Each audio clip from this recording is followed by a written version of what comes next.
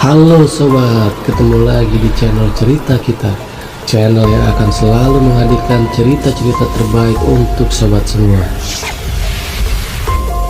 Apabila sobat menyukai video di channel cerita kita ini, silahkan untuk klik tombol subscribe dan nyalakan juga loncengnya agar sobat semua tidak ketinggalan video-video terbaru dari channel cerita kita.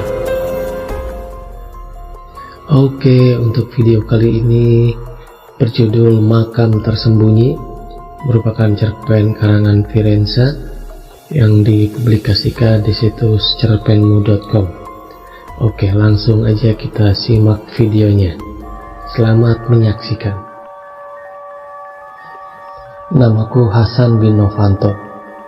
Aku seorang petugas security sebuah pabrik sepatu kulit yang berada dekat dengan sawah. Belakang pabrik ini adalah tanah kosong yang amat luas.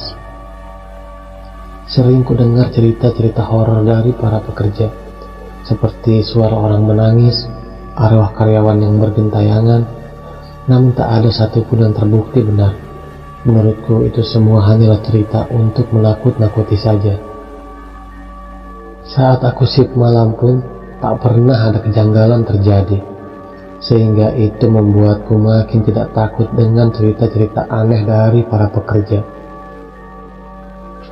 Suatu hari, listrik di pabrik mati, sehingga para pekerja dipulangkan lebih awal. Aryo, si bos pabrik, menghampiriku.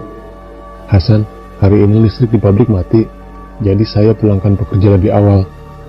Baik bos, kataku mengangguk. Oh iya, kamu tetap jaga di sini sampai nanti sore. Kalau si Parman sudah datang, kamu boleh pulang, kata bos Aryo. Baik bos, laksanakan, kataku hormat. Langit telah berwarna kemerahan. Udara dingin menghembus menusuk kulit. Aneh, sudah jam 4:30 kok belum datang juga si Parman. Awas aja nanti akan kutakut-takuti dia dengan cerita yang seram. Aku menggerutu kesal. Tiba-tiba ada bayangan seseorang dari arah barat. Aku kaget. Tiba-tiba orang itu menghampiriku dan bertanya padaku. Permisi nak, bolehkah kakek masuk untuk ziarah? Ziarah? Tapi di sini kan tidak ada pemakaman sama sekali, kataku kaget sekaligus heran. Tapi nak, kakek masih ingat kalau di sini itu makam ayah kakek, kata si kakek. Aduh, nih kakek pikun banget sih. Udah jelas-jelas ini pabrik, malah dibilang pemakaman. Gumamku kesal. Kek, mungkin kakek salah tempat. Itu pabrik, bukan pemakaman. Kakek bisa lihat sendiri kan? Kataku sambil menunjuk ke bangunan pabrik. Tapi nak, kakek tidak pikun dan kakek tidak buta. Kakek masih ingat kalau di sini makam ayah kakek, kata kakek menegaskan. Keras kepala banget sih nih kakek. Mau gak mau harus diusir nih kakek, biar gak ganggu kinerja pabrik, gumamku. Kakek, lebih baik pulang saja. Sekarang sudah malam, rayuku. Tapi nak, arwah ayah kakek nanti sedih kalau tidak dikirimi doa, kata si kakek bersikeras. Setelah 10 menit aku mencoba merayu kakek itu, aku mendapat ide. Bagaimana kalau kakek berdoa di sini saja? Kan doa bisa di mana saja, kataku. Baiklah nak, kakek di sini saja, kata si kakek pasrah.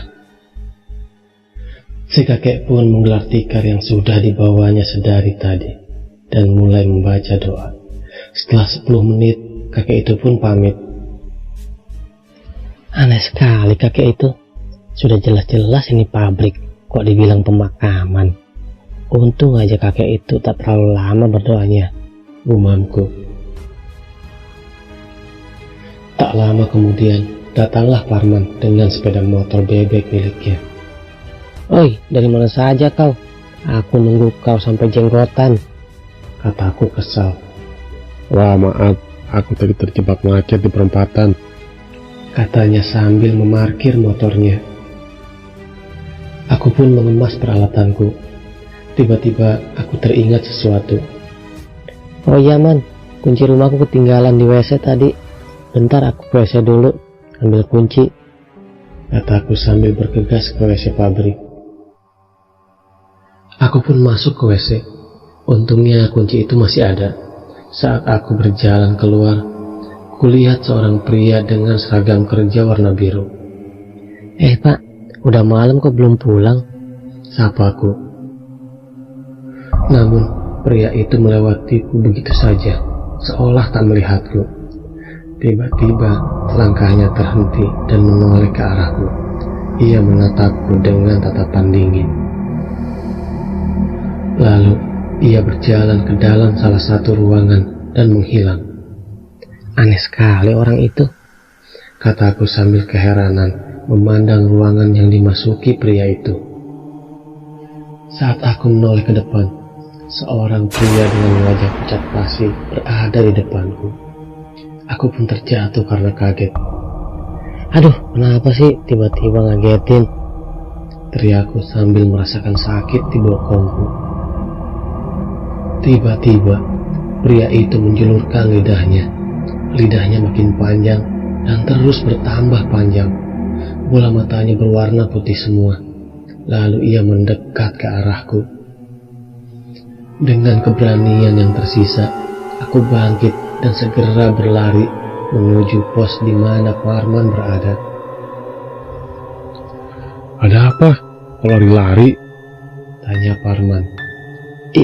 Itu ada hantu, kataku terbata-bata. Oh, kau sudah tahu rupanya, kata Parman. Tahu apa? Tanyaku. Kamu bertemu dengan kakek-kakek kan? Tanya Parman. Aku mengangguk. Hantu yang kamu lihat itu adalah bapaknya si kakek itu. Lidahnya panjang karena ia mati bunuh diri dengan cara gantung diri. Menurut si kakek, dulu tempat ini makamnya. Namun aku juga tidak tahu di mana tepatnya. Jelas Parman. Pasti kau tadi mengusir kakek itu kan? Iya, tadi aku menyuruhnya berdoa di luar, kataku.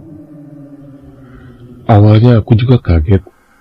Namun setelah diberitahu si bos, aku jadi tahu mengapa kakek itu setiap hari Kamis selalu datang ke sini, kata Parman. Aneh, mengapa aku tidak diberitahu oleh bos? Tanyaku. Mungkin karena kamu masih baru. Jadi lain kali kalau kau bertemu kakek itu, jangan diusir, biarkan kakek itu masuk pabrik, kata Parman. Oh begitu, terima kasih nasihatnya. Aku akan melaksanakan perintahmu tadi, kataku. Semenjak saat itu, setiap kali si kakek datang saat aku giliran jaga, aku mengizinkan kakek itu untuk masuk dan berdoa di dalam pabrik. Dan tak pernah lagi aku diganggu oleh hantu lidah panjang itu.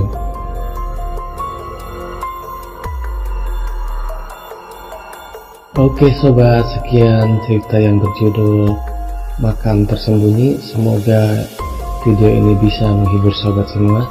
Jangan lupa untuk menyaksikan video-video terbaru dari channel ini. Sampai jumpa.